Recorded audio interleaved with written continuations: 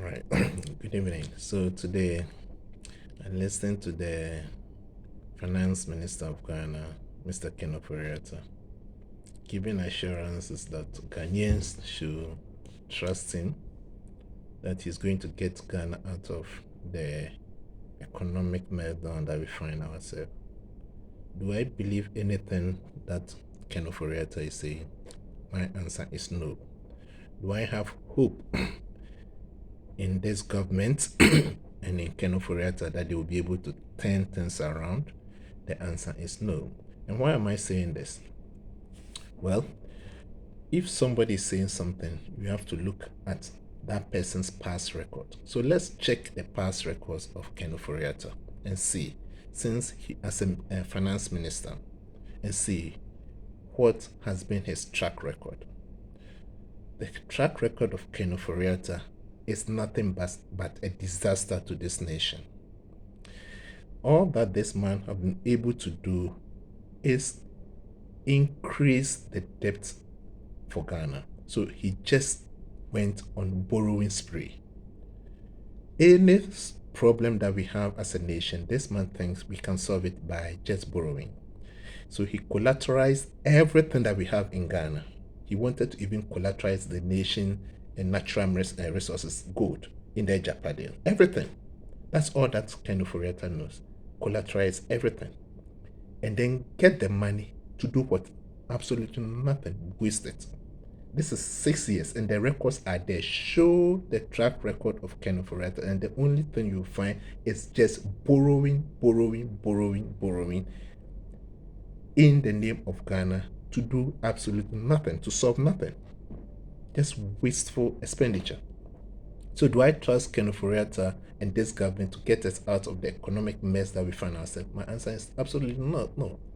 Again, let's check his track record. Remember, when this government came to power with overwhelming support of Ghanaians, majority in 2016 support, having hope that this government is going to manage the resources very well, create employment, create hope for this country. But I realized that this government came to power, and the trajectory that they took was intentional destruction of the economy. What do I mean by that? Now, if banks are having problem, liquidity problem, they're having all sort of problem in the banking sector, a sensible and a wise thing to do is not to collapse the banks. Okay, the sensible thing to do is to restructure the banks. We can take over the banks. We can let private sector or other actors or players come and take over. Once those that cause the financial mess in the bank are held accountable, but allow the bank use the little resources that you have to restructure and support the banks to function, so that people will not lose their jobs, so that there will not be insecurity in the economy, so that there will not be panic withdrawal, so that there will be more stability in the economy. Instead of that, what did this government do? They took the laziest and the most jealous approach, the approach of vindictiveness, and went after local banks and collapsed them. So a problem of 9 billion Ghana cedis, they use around 21 billion or more to collapse banks. Let's assume they use this 21 billion Ghana cedis to restructure and support these banks to function. We would have recovered these monies long after 3 or 4 years. We would have recovered the money, and people would not have lose their jobs. The economy would have still be flourishing. All right. So the record of Ofori and this government is nothing good to write home about. I went today to Kumasi City Mall, and I saw all the big shops, especially Game. There was absolutely, the shop is empty. So I asked the workers, what's happening here? And I was told the Game is going to close its operation in Ghana. And I could see the sadness and the dejection and the hopelessness in the faces of the workers. I mean, let that sink in. Do you know what that means? A supermarket chain is going to close its operation across Ghana. Even if they employ 5,000 people, there's going to be an additional 5,000 unemployed people being put into this mess. People do not know how they're going to pay their rent. They're going to support themselves from January because the last operation month for these stores is just December. I moved across and I saw so many stores either close or empty, and I asked, and they all said that they're going to close their shops down because they can't operate. Now you see that all the policies, all the 6 years policies of this government have been policies that targeted entrepreneurship instead of supporting them, rather punishing them. So aggregate demand slump went down, and when there's no demand or aggregate demand collapse, we realize that investment will also collapse. So the suppliers, the entrepreneurs do not have any basis to go and borrow to invest. They don't have any basis to expand. They don't have any basis to even plan for the future. So the only rational thing for most of these entrepreneurs or the shops or the firms are just to close down and wait and see what will happen. They are just trying to save the little that they have left. Okay? And this is going on across the entire country. The private firms that are operating and absorbing the shocks and then minimizing the pains are now closing down rapidly across Ghana. Government institutions do not have the capacity to absorb these guys. As a matter of fact, the pay or the salary structure of government institutions is so poor that it's not able to support families throughout the month. So Ghanaians have been termed the magic people who just manage to survive throughout the month. And this is very serious because if you look at what is happening, Ghanaians have been cheerleading this government for over the past 6 years and have closed their mind and their criticism over the long time. And why did they do that? Because they use the free senior high school, HSS, to numb the brains of Ghanaians. So you remember the first 4 years, anything that you talk about this government, they'll put it in your face. Free HSS, free HSS, free senior high school, free senior high school. So they were stealing free senior high school. They are not investing free senior high school. The economy is suffering free senior high school. The banks have collapsed free senior high school. And they realized that the free senior high school have actually finished all the propaganda it can do. So now Ghanaians are gradually waking up. It's like the sedative of free senior high school has now wear off, and now they are facing the reality. And they find themselves in a situation, not even in bad situation, in a dying situation. People have been arguing that this is a global phenomenon and all over countries are suffering. And yes, but the argument is you have to position the argument looking at local specific contexts. So let me give you an example. Depending on your health status, if you get an external shock, being the flu, some disease, if you are in good health status, you will just need some aspirin or some paracetamol or some antibiotics and you are good to go. You will not die. But if your health status is really bad, you have all the chronic and acute health diseases, all the diabetes, all that kind of thing. A small flu or cold can actually send you to the ICU. Okay? And that is the difference. Ghana, over the past 6 years, we've mismanaged our economy so bad that it's so bad that the little shock globally, being Russia, Ukraine war, being coronavirus, whatever it is, have sent the country bankrupt. Ghana is really bankrupt. And why did we sit down and allow this to happen? And that's what I've already told you, that the first instant is to shut Ghanaians up, to stop scrutinizing what is going on, is the usage of the free senior high school.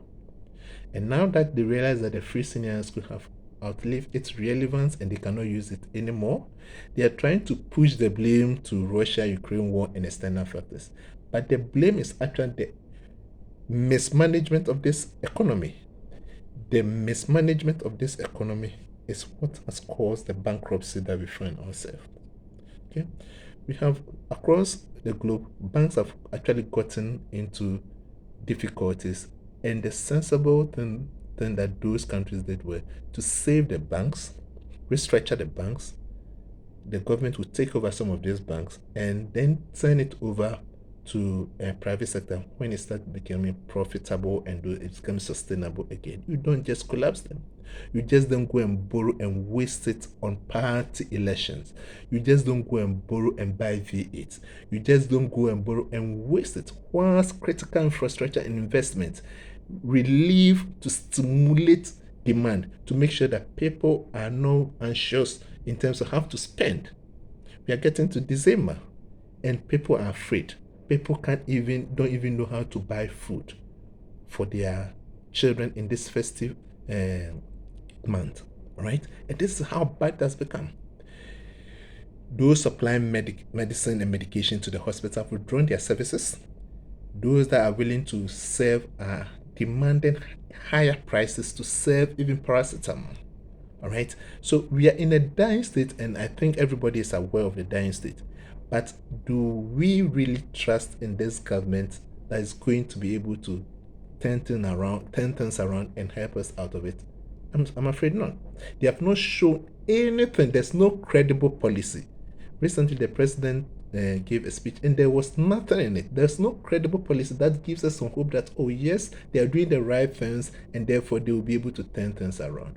So if you want us to know that you're going to do the right thing, what about so many layers that are unnecessary? What about scrapping them? All these secretariats that you have created, these unnecessary bureaucracies, these secretariats, what about scrapping them? Because they are taking a lot of money that we don't have and they are bringing absolutely nothing. All these deputy ministers and deputy whatever, what are they adding to the economy? Nothing. What prevents you as a government from sacking and cutting down your government size? A country of 30 million people or less because a lot of Ghanaians are outside. So within the country, why do we need around 120 ministers? Why can't we operate with 30 ministers? Why can't we operate with 30 ministers? Why do we need 120 ministers and their deputies, and some of these ministers having 3 or 4 deputies, and then in between you've created so many layers, unnecessary layers, and push your cronies and your friends there, and they are just wasting Ghana's money. The country finds itself in a dying situation. The country is a mess. Ghana is bankrupt and families are suffering. Greece one time found itself in such a situation when Greece was bankrupt. But the situation of Greece is different from that of Ghana in the sense that the EU, the European Union, was there, a sound union with a lot of money and resources, willing and ready to save the Greece economy if Greece subscribed to certain austerity measures. And these austerity measures were very harsh, okay? Were very harsh. But they were willing to pump some money into the Greece economy, said to save the Greece economy if Greece will subscribe to those austerity policies. Eventually, they subscribed to those austerity policies, and now Greece have stabilized a bit. Okay, so now if we compare that one to Ghana, now Ghana is at IMF, and we are going to be subjected to harsh austerity policies. Is it going to be enough to revive the country from total collapse to a point where we will start to stabilize and start to grow? The answer is yes. It depends on what we are willing to do as a nation, what we are willing to give up in order to go through the painful ramification or the painful rectification of our mess. Okay. At this particular moment, introduction of any taxes is going to still dampen demand. Remember, all that you need to do is to increase generation of revenue, either internally or some external source, right? But internal or domestic revenue generation is very important. But if you keep on creating insecurity and fear, people will just not spend. People will hoard, and that will it will bring us into this cyclical downward situation where the more taxes you are introducing, the more the economy is going to get worse and people are going to suffer. So instead of rather introducing more taxes, look domestically, cut all the wastes I've already outlined, cut down the government, remove all those unnecessary secretariats and bureaucracies, remove them from there, cut down the government side, cut down the ministries. Now remove some taxes that is destroying and killing, for instance, restaurants, killing entrepreneurs. Remove those taxes for the meantime. Try to show some good faith by removing some subsidies from fuel. Try to stabilize fuel prices. Okay, try to do something to give the Ghanaian, the ordinary Ghanaian, some hope, so that they will start spending, start purchasing, start raising demand, so that entrepreneurs and suppliers will see that okay, there is a reason for us to invest now because the markets have stabilized and now we can